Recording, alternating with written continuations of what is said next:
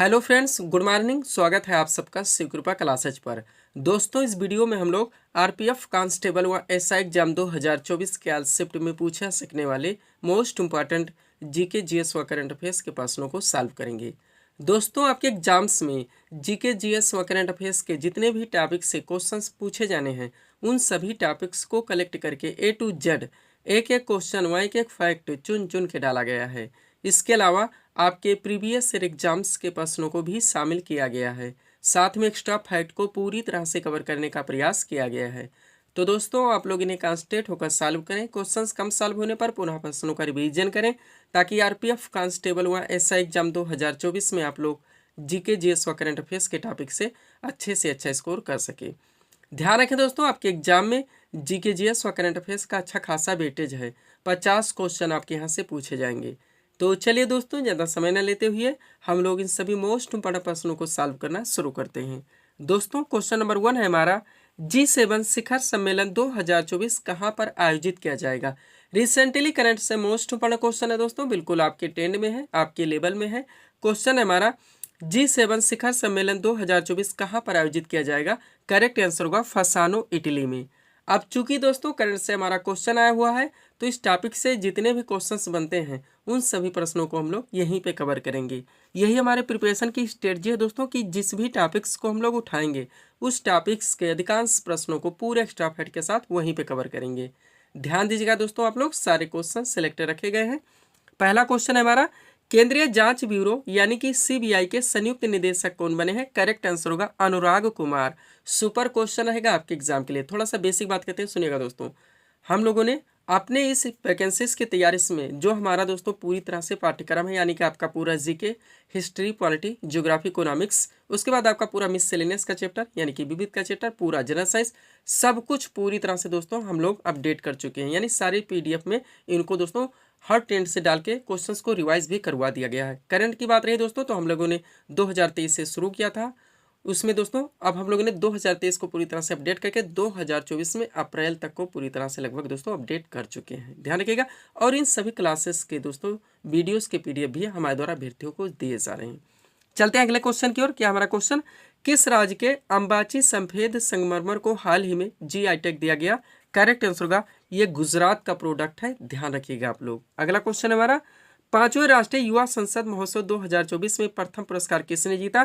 तो यतिन भास्कर दुग्गल ने जीता है। ये भी सुपर क्वेश्चन रहेगा आपके एग्जाम के लिए। आगे बढ़ते हैं।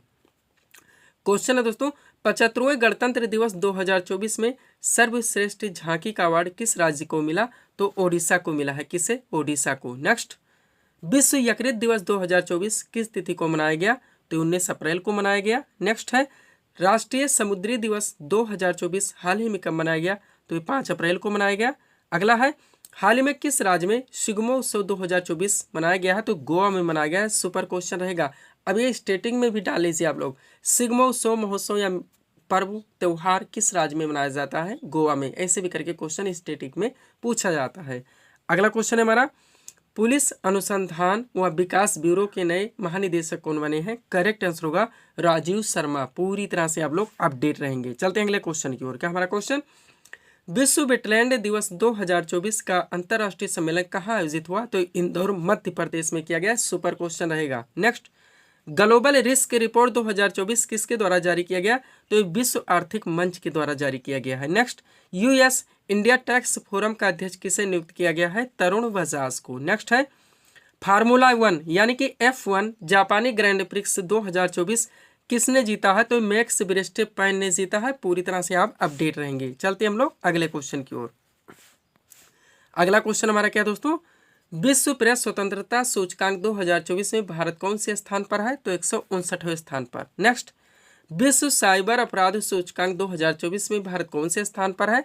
तो 10वें स्थान पर। नेक्स्ट, हेनले पासपोर्ट इंडेक्स 2024 में भारत कौन से स्थान पर रहा है। तो 50वें स्थान पर हुआ।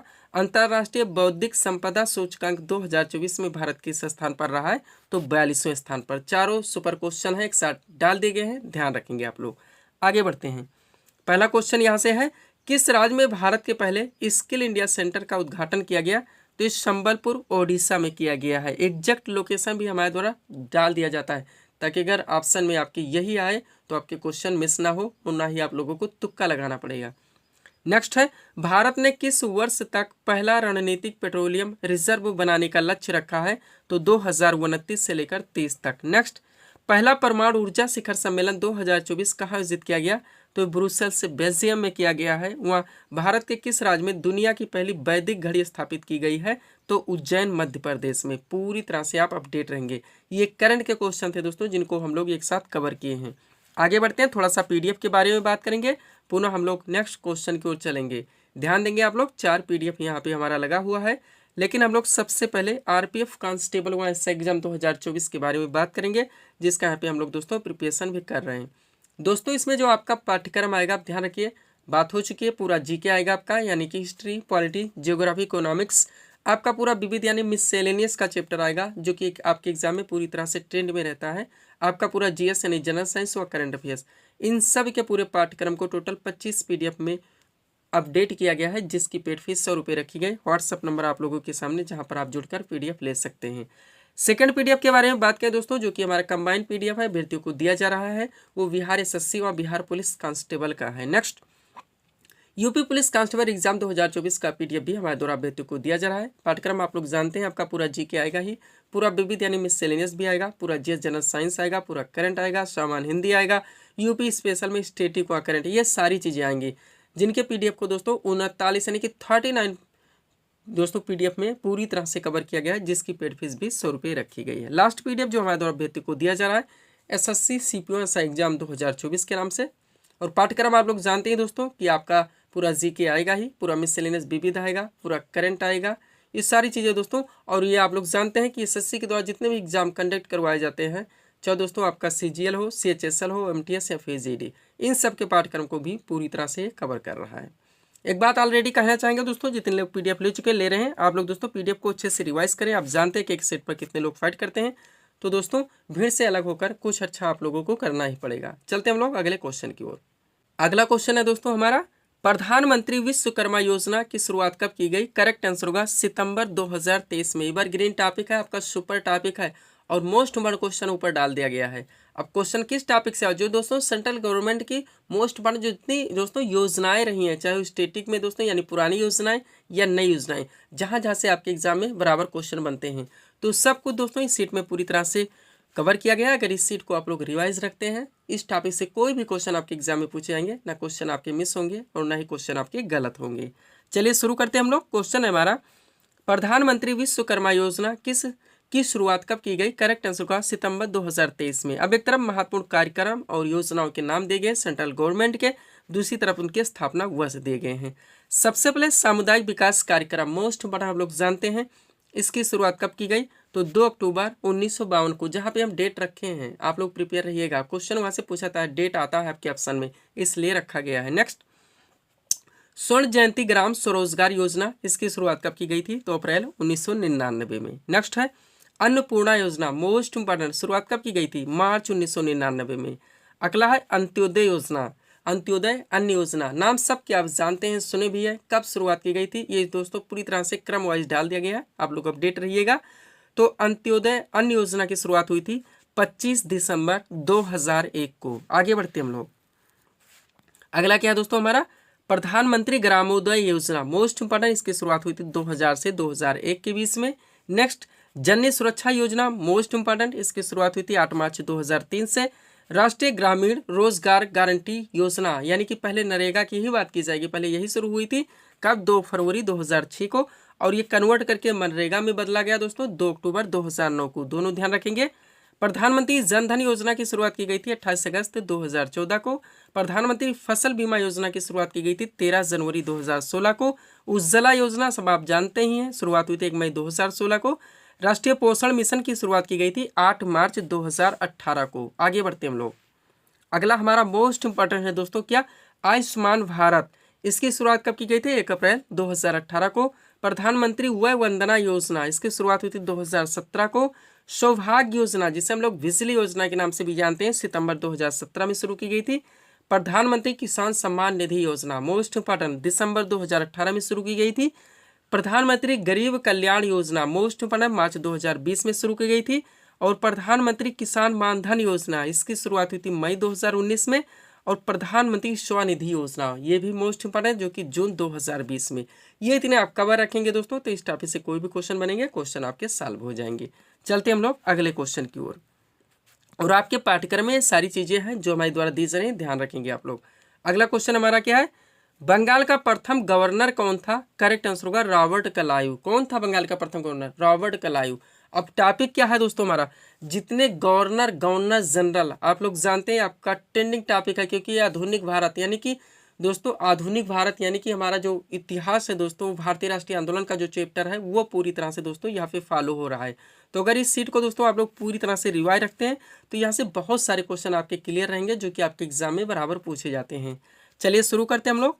क्वेश्चन है हमारा, बंगाल का प्रथम गवर्नर कौन था? करेक्ट आंसर होगा रॉबर्ट क्लाइव। अब पहला क्वेश्चन देखिएगा यहाँ पे, रॉबर्ट क्लाइव दोस्तों बंगाल के प्रथम गवर्नर थे, इन्हें 1764 में नियुक्त किया गया था। नेक्स्ट पॉइंट है, रॉबर्ट क्लाइव के द्वारा बंगाल में द्वैध शासन प्रणाली 1765 ईस्वी में लागू की गई थी। दोनों दोस्तों सेंटेंस हमारे ध्यान रखेंगे, एक एक सेंटेंस से हमारे कई क्वेश्चन बनते हैं जो कि एग्जाम में बराबर पूछे जाते हैं। अब ये हो गया हमारा दोस्तों रॉबर्ट क्लाइव का। अब आगे बढ़िए, एक एक क्रम से देखिए। अगला क्वेश्चन देखिएगा, बंगाल के प्रथम गवर्नर जनरल कौन थे? तो वारेन हेस्टिंग्स से बात बदल गई, गवर्नर जनरल की बात हो गई। अब यहाँ से देखिएगा, भारतीय सिविल सेवा का जनक किस गवर्नर जनरल को कहा जाता है? तो लॉर्ड कॉर्नवालिस है। नेक्स्ट, किस ब्रिटिश शासक ने भारत में पुलिस प्रशासन की शुरुआत की? तो भी लॉर्ड कॉर्नवालिस है। और बंगाल में अस्थायी बंदोबस्त किसके द्वारा लागू किया गया? तो लॉर्ड कॉर्नवालिस के द्वारा। जितने क्वेश्चन क्रम से बनते आते हैं गवर्नर जनरल वायसराय से सब कुछ पूरी तरह से अपडेट कर लिया गया है। आगे बढ़िएगा आप लोग। अगला क्या है दोस्तों, बंगाल का शेर उपनाम से किस गवर्नर जनरल को जाना जाता था? तो लॉर्ड वेलेस्ली है। अगला क्वेश्चन है, किस गवर्नर जनरल के द्वारा सहायक संधि की नीति लागू की गई? तो लॉर्ड वेलेस्ली के द्वारा ही। आगे देखिएगा, भारत के पहले गवर्नर जनरल कौन थे? तो लॉर्ड विलियम बेंटिक। अब भारत की बात हो गई। नेक्स्ट, राज्य हड़प नीति का सिद्धांत किस गवर्नर जनरल ने लागू किया था?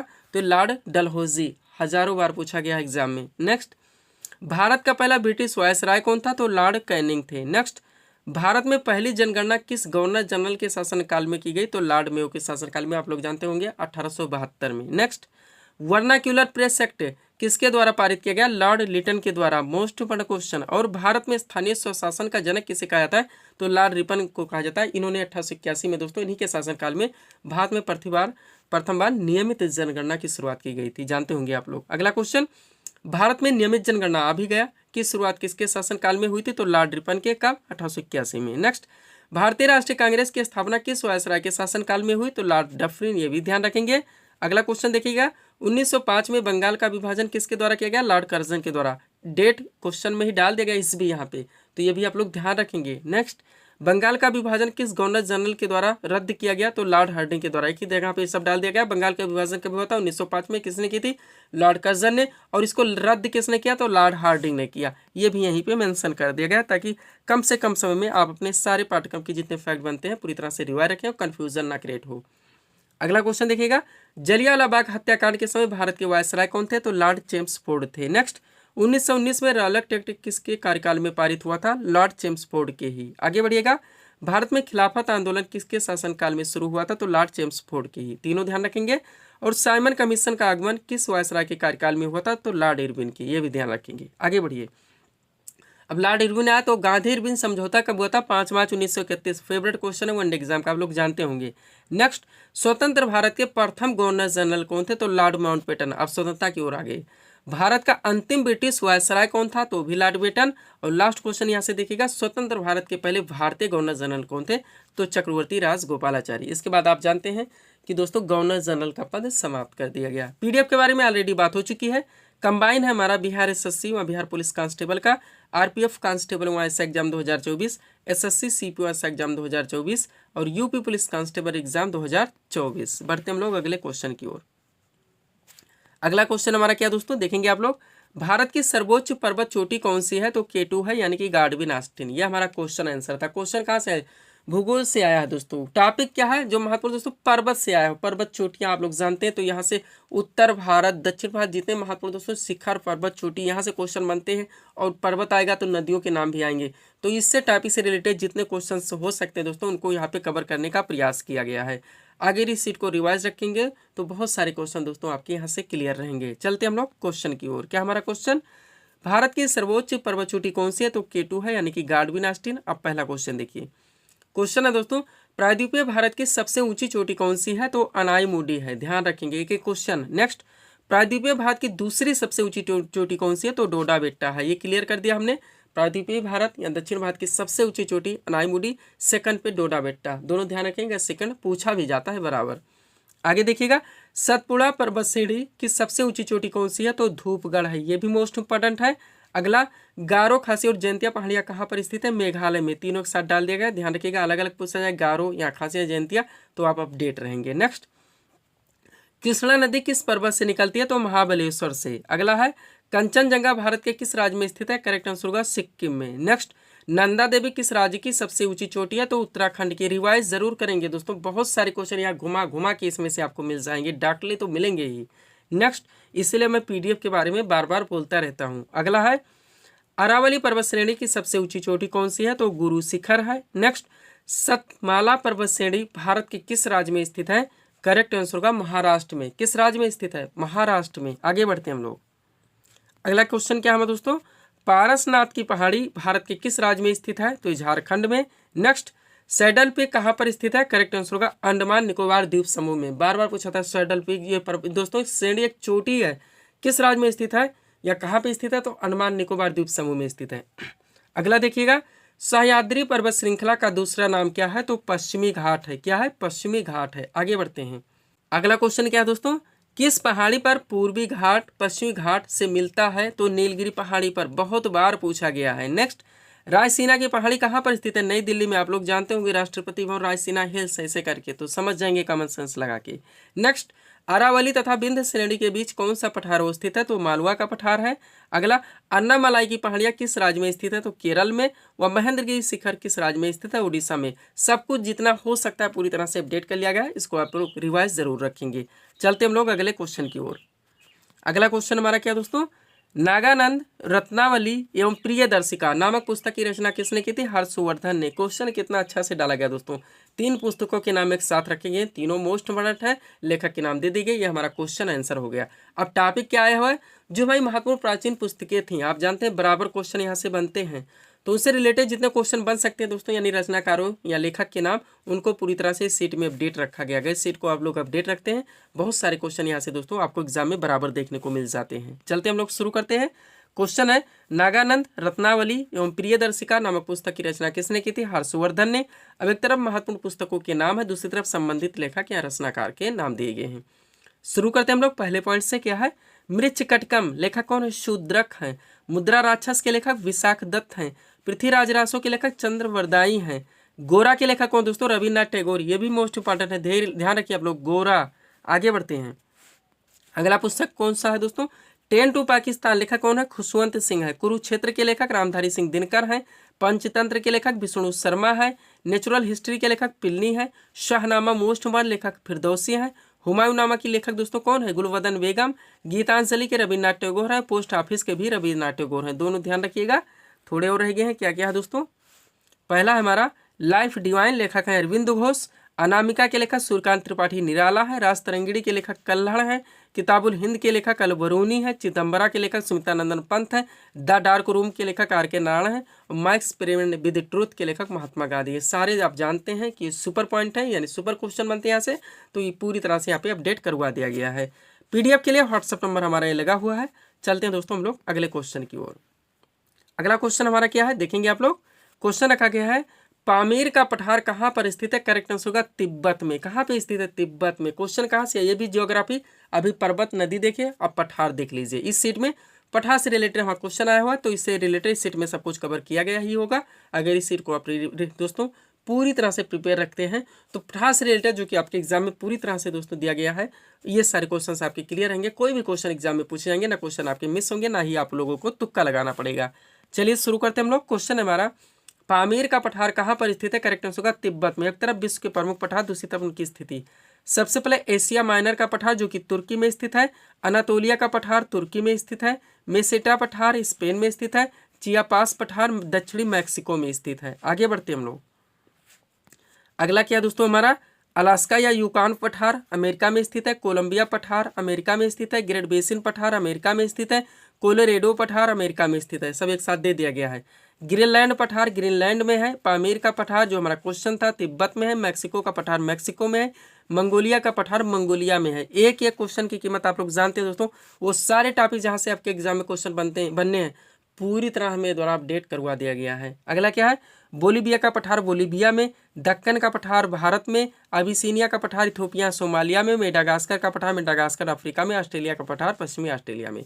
पूरी तरह से अपडेट रहेंगे आप लोग। चलते हम लोग अगले क्वेश्चन की ओर। क्या हमारा क्वेश्चन दोस्तों, नार्वेस्टर स्थानीय पवन कहाँ पर प्रवाहित होती है? करेक्ट आंसर का न्यूजीलैंड में। सुपर क्वेश्चन है आपका, सुपर टॉपिक है, ग्रीन टॉपिक है। क्या का टॉपिक है दोस्तों, जो विश्व की महत्वपूर्ण स्थानीय पवनें हैं कहाँ पे कौन सी प्रवाहित होती है, किस पर्वत पे, किस देश में, किस क्षेत्र में, किस स्थान में, बराबर क्वेश्चन बनता है। तो सीट यहाँ पे लगा दी गई दोस्तों दो तरफ से, यानी कि ये पहले गर्म पवने देखेंगे फिर दोस्तों ठंडी पवने। सब कुछ अपडेट कर दिया गया है। अगर सीट को आप रिवाइज रखते हैं कोई भी क्वेश्चन यहाँ से पूछे जाए दोस्तों, ना क्वेश्चन आपके मिस हो सकते हैं ना ही गलत हो सकते हैं। चलिए शुरू करते हैं हम लोग। क्वेश्चन है हमारा, नार्वेस्टर स्थानीय पवन कहाँ पर प्रवाहित होती है? करेक्ट आंसर का न्यूजीलैंड में। अब एक तरफ विश्व की प्रमुख स्थानीय पवनों के नाम दिए गए। सबसे पहले गर्म पवनें देखेंगे, फिर संबंधित क्षेत्रों व देश जहाँ पे प्रवाहित होती हैं, बाद में ठंडी पवनें भी देखेंगे हम लोग। चलिए शुरू करते हैं। चिनूक पहला पॉइंट है हमारा, मोस्ट इंपॉर्टेंट, सुने होंगे नाम आप लोग। इराकी पर्वत पर प्रवाहित होती है, विशेषकर संयुक्त राज्य अमेरिका और कनाडा में। खमसिन पवन दोस्तों ये मिस्र में प्रवाहित होती है। शिरोको स्थानीय पवन सहारा मरुस्थल में। हरमट्टन, इसे डॉक्टर पवन भी कहा जाता है। क्या? डॉक्टर पवन, पश्चिमी अफ्रीका में प्रवाहित होती है। डॉक्टर पवन इसलिए, इस समय हमारे यहाँ क्या मौसम है, आने वाला है और भी खराब मौसम गर्मी का, जब दोस्तों क्या होगा, हमारे पसीने भी नहीं शरीर को सोखेंगे, यानी कि जो शरीर होगा वो पसीना भी नहीं सोखेगा। हम हमेशा दोस्तों गर्माहट के कारण बीमार रहते हैं। तो यहाँ पे एक पवन चलती है जिसके कारण दोस्तों ये सारी चीज़ें तकलीफें दूर हो जाती है, इसलिए इसे डॉक्टर पवन कहा जाता है। बहुत शॉर्ट में आपको बता देते हैं। आगे बढ़ते हैं हम लोग। अगला क्या दोस्तों हमारा, लू, आप लोग जानते हैं, इसको बताने की जरूरत नहीं। उत्तरी भारत पाकिस्तान में। फॉन प्रवाहित होती है यूरोप में। ब्लैक रोलर प्रवाहित होती है संयुक्त राज्य अमेरिका में। सांताना मोस्ट कैलिफोर्निया संयुक्त राज्य अमेरिका में। यामो प्रवाहित होती है जापान में। गिबली प्रवाहित होती है लीबिया में। शामल प्रवाहित होती है इराक में। ब्रिक फील्डर प्रवाहित होती है ऑस्ट्रेलिया में। आगे बढ़ते हैं हम लोग। अब शीत पवने देख लीजिए आपको। 20 की प्रमुख स्थानीय पवने जो कि हमारी ठंडी पवने हैं उनको देखिए। संबंधित क्षेत्रीय देश यहाँ पे मिलान करने के लिए भी दिया था, इसमें से कौन सी ठंडी कौन सी गर्म, नहीं डॉक्टर पूछ लिया था निम्न में से कौन सी गर्म हवा है, ये भी पूछा था। तो इसलिए मैं तो बार बार रिवीजन व पीडीएफ के बारे में आप लोगों को फोकस करवाता रहता हूँ। चलिए शुरू करते हैं ठंडी पवनों को। पहला मिस्ट्रल कहाँ पे प्रभावित है? स्पेन फ्रांस में। बिजर्ड प्रभावित होती है टुंड्रा प्रदेश में। पंपेरो दोस्तों पंपास मैदान दक्षिण अमेरिका में। लेवेंटर आपकी दोस्तों स्पेन में। बोरा एडियाटिक सागर में। और बुरान प्रभावित होती है साइबेरिया क्षेत्र में। पूरी तरह से आप लोग अपडेट रहेंगे। आगे बढ़ते हैं हम लोग नेक्स्ट क्वेश्चन की ओर। क्वेश्चन क्या हमारा, भारतीय लघु उद्योग विकास बैंक यानी कि सिडबी, इसका पूरा नाम है दोस्तों भारतीय लघु उद्योग विकास बैंक, की स्थापना कब हुई थी? 1990 ईस्वी में। महत्वपूर्ण जो दोस्तों वित्तीय हमारी संस्थाएं हैं वो टॉपिक आपका यहाँ पे कवर कर लिया गया। कौन सी वित्तीय संस्था दोस्तों कब स्टेब्लिश हुई, यानी कि कब शुरू की गई। तो महत्वपूर्ण दोस्तों यहाँ पे जितने फैक्ट हो सकते हैं ये आपका मोस्ट इंपॉर्टेंट सेट है दोस्तों, आप इसको रिवाइज रखिएगा। इकोनॉमी से रिलेटेड यहाँ से क्वेश्चन बराबर बनते हैं। तो चलिए शुरू करते हैं हम लोग। क्वेश्चन है हमारा, भारतीय लघु उद्योग विकास बैंक यानी कि सिडबी की स्थापना कब हुई थी? 1990 ईस्वी में। अब एक तरफ महत्वपूर्ण वित्तीय संस्थाओं के दोस्तों नाम है, दूसरी तरफ उनके स्थापना वर्ष दिए गए हैं। सबसे पहले हमारा आरबीआई यानी कि रिजर्व बैंक ऑफ इंडिया, इसकी स्थापना हुई थी 1 अप्रैल 1935 में। अभी इससे रिलेटेड और भी जो ट्रेंड से घुमा के क्वेश्चन पूछा था उनको भी दोस्तों यहाँ पे अपडेट कर दिया गया, ध्यान रखेंगे आप लोग। जैसे यहाँ पे स्थापना हो गया, राष्ट्रीयकरण भी हम लोग देखेंगे। स्टेट बैंक ऑफ इंडिया यानी कि एसबीआई की स्थापना हुई थी 1955 में। भारतीय जीवन बीमा निगम यानी कि LIC life insurance corporation of India 1956 में स्थापना की गई थी इसकी। भारतीय यूनिट ट्रस्ट की स्थापना हुई थी यूटीआई की दोस्तों 1964 में। कुछ भी करें, कोई ट्रिक लगाएं, बार बार रट्टा मारे, क्वेश्चंस को आप लोगों को याद रखने ही होंगे। अगला दोस्तों भारतीय औद्योगिक विकास बैंक जो कि जिसकी स्थापना हुई थी 1964 में। साधारण बीमा निगम की स्थापना हुई थी 1972 में। क्षेत्रीय ग्रामीण बैंक की स्थापना हुई थी 2 अक्टूबर 1975 को। भारतीय निर्यात आयात बैंक की स्थापना हुई थी 1982 को। दोस्तों राष्ट्रीय कृषि और ग्रामीण विकास बैंक, आप लोग नाम सुने होंगे, NABARD, national bank for agriculture and rural development, इसकी स्थापना कब हुई थी? 1982 में। भारतीय औद्योगिक पुनर्निर्माण बैंक IR दोस्तों VI, इसकी स्थापना हुई थी 1985 में। आगे बढ़ेंगे, राष्ट्रीय आवास बैंक की स्थापना हुई थी 1988 में। आगे बढ़ते हैं, एक और रह गया, उसके बाद देखिए आप लोग क्या सीट हमारी लगाई गई है। लास्ट है भारतीय लघु उद्योग विकास बैंक, जो हमारा क्वेश्चन था, सिडबी की स्थापना होती है 1990 में। पूरी तरह से आप अपडेट रहेंगे। अब कुछ क्वेश्चन इस ट्रेंड से दोस्तों आप लोग देखेंगे ताकि ये टॉपिक आपका यहीं पे पूरी तरह से क्लियर हो सके। चलिए शुरू करते हैं हम लोग। पहला क्वेश्चन है 1881 ईस्वी में स्थापित अवध कमर्शियल बैंक किसी भारतीय द्वारा संचालित पहला बैंक था। ध्यान रखेंगे आप लोग। अगला पॉइंट, पूर्ण रूप से पहला भारतीय बैंक पंजाब नेशनल बैंक था जिसकी स्थापना 1884 ईस्वी को हुई थी। नेक्स्ट पॉइंट, भारतीय रिजर्व बैंक की स्थापना 1 अप्रैल 1935 हम लोगों ने देखा और 1 जनवरी 1949 को रिजर्व बैंक का राष्ट्रीयकरण किया गया। इसका मुख्यालय मुंबई में है। सब कुछ आपका अपडेट हो गया। आगे बढ़िए। इंपीरियल बैंक ऑफ इंडिया का 1955 ईस्वी में आंशिक राष्ट्रीयकरण कर इसका नाम स्टेट बैंक ऑफ इंडिया कर दिया गया। ध्यान रखेंगे।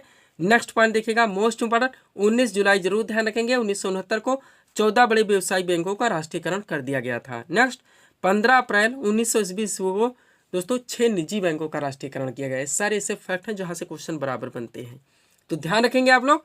ये थे हमारे इस सीरीज के टॉप एमसीक्यूज के प्रश्न जिनको यहाँ पे हम लोगों ने सॉल्व किए हैं। उम्मीद है दोस्तों आप सभी लोगों ने सॉल्व किए होंगे और देखे होंगे कि यहाँ से आपके कितने प्रश्न सही हो रहे हैं।